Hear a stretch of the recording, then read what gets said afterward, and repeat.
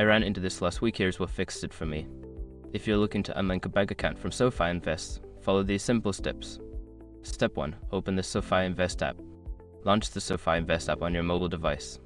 Make sure you're logged into your account to access your settings. Step 2. Navigate to account settings.